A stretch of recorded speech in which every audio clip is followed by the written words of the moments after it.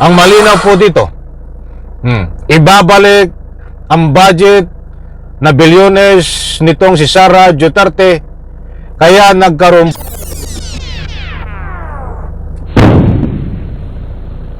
Alright, welcome back to my YouTube channel. I'm Andy's Vlog.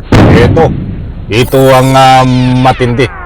Confidential funds ni Sara Duterte na bilyones ibabalik para magkapera. Nako, ito ang mainit na usapin. Ito ang mainit nating tatalakayin, mga kaibigan. Kaya pala ang kanyang tatay na si Digong kasangkot.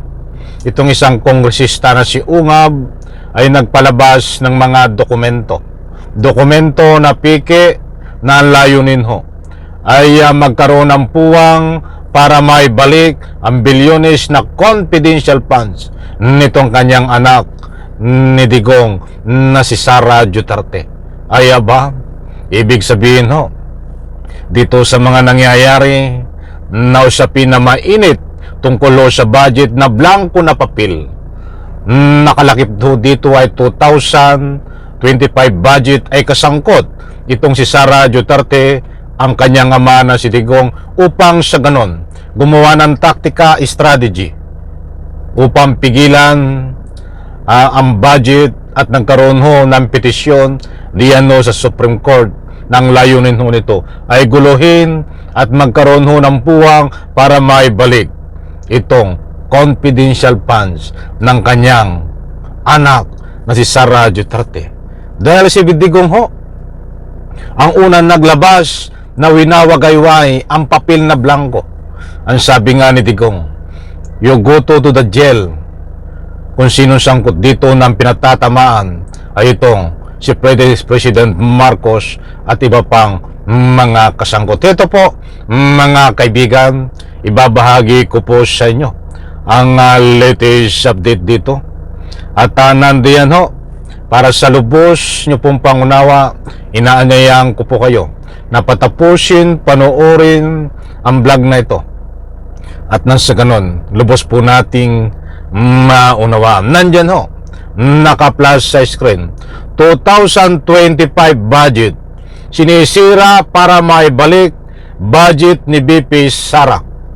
Buhat po dito sa DWIC 882. Yan, pwede nyo pong i-screenshot ang unang nakasulat nandiyan ang larawan ni Sara Duterte, 2025 budget sinisira para maibalik budget ni BP Sara. Nako po, ay matindi ito, mga kaibilyones ito itong budget na ito.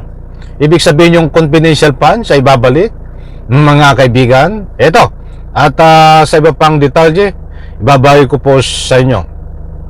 Naniniwala si House Deputy Majority Leader at La Union Representative Paulo Ortiga na ang petisyon na hinihain sa Korte Suprema laban sa 2025 General Appropriation Act ay isang hakbang upang maibalik ang bilyong budget ni Vice President Sara Duterte. Nako po, ay matindi ito. Kung magugunita nyo po, mga mahal, kung taga-subaybay, na itong si Sara Duterte ay pag-usapin ng pera pagtungkol sa pera ay mabilis itong magkomento at magtago din ng anumang katotohanan dahil tungkol dito sa Miracles Piatos. Ang malaking tanong ngayon na wala po ang linaw. May mga ebidensya, subalit wala pong linaw para maparusahan dahil ang impeachment po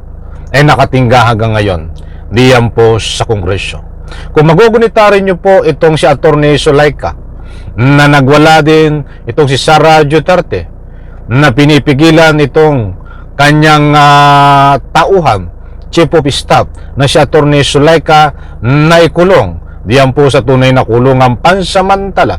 Subalit nagwala itong si Sara Duterte at binabantayan ni Sara Duterte itong si Zulaika, at ayon sa mga nagbibigay ng anumang public opinion, kaya binabantayan ay para hindi kumanta. Di po ba? Ngayon ho, lumalabas, tandami yung kumakalat sa malalaking stream media. Katulad ho ng pinakita ko sa inyo, na itong 2025 budget, sinisira para maibalik budget ni BP Sara. Mga kaibigan, huling alas na po nila ito. Huling alas na nila. Noong nagwala ho sila, hindi ho napigilan na ika nga po'y wala ho silang nagawa bagos na diin pa.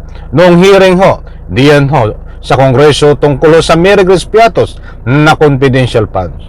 Nandyan po ang katotohanan na talagang peke ang mga resibo. Hindi rin ho sila nakalusot na tama na namimiki ito ho ng resibo para magkaroon ng way makapagnakaw ng kaba ng taong bayan. Pera natin, taong bayan, sa pamamagitan ng buwis na inipon-ipon. Ngayon ito ang last strategy, last taktika ho nila. Humihingi ng simpatiya itong kampo ni Digong kasama kasangkot ang kanyang anak na si Sara Duterte. Ano po ang ginagawa? Ito mga piki na dokumento, na blanco na papel, na pinalalabas ngayon na mandaraya itong ating Pangulong Bongbong Marcos na kasangkot ang ilang congressman na lumalabas na pinandidiinan nitong si Digong. Na yan ho'y alam natin, isang paraan, strategy para guluhin ang budget, hindi maipatupad at nang sa ganon, magkaroon ng puwang ng kanyang anak na itong si Sara Duterte. Pagdating doon sa bilyones na budget ay baka sakali ay maibalik at baka sakali sumimpatiya sa kanila ang taong bayan. Mga kaibigan, gusto ko na pong linawin, ang dami pong lumalabas sa stream media, social media na mga balita na ganito tungkol sa blankong papel.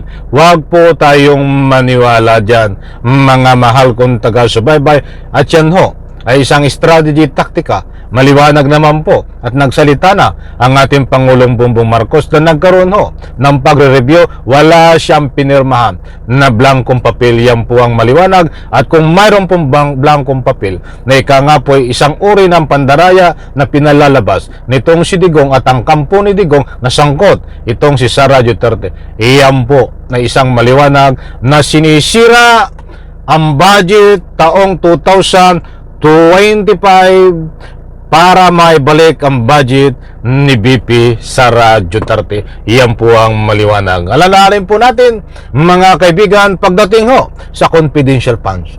Pera nyo, pera ng taong bayan. Naku, ano po nangyayari ngayon? Wala pang linaw kung mapapanagot itong si Sara Duterte. Kaya tama na, sobra na, mga mahal kong taga-subaybay, na ito, karapatan natin magbigay ng anumang public opinion at magkomento dito.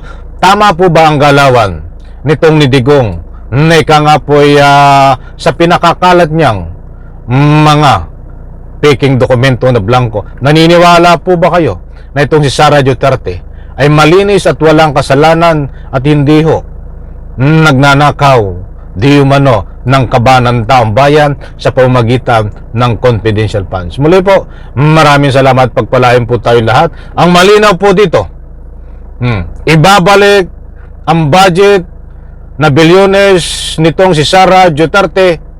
Kaya nagkaroon po ng kaguluhan at ginugulo. Iyan po ang taktika, strategy nila ayon sa mga nagbibigay ng anumang public opinion. At ayon din dito sa siniwalat ko sa inyo, inilahat na isang ng mga congressman na naniniwala po sila na isang taktika, strategy para maibalik ang pera na bilyones na budget ni Sara Duterte. Mga kaibigan, muli po, maraming salamat, pagpalain po tayo lahat.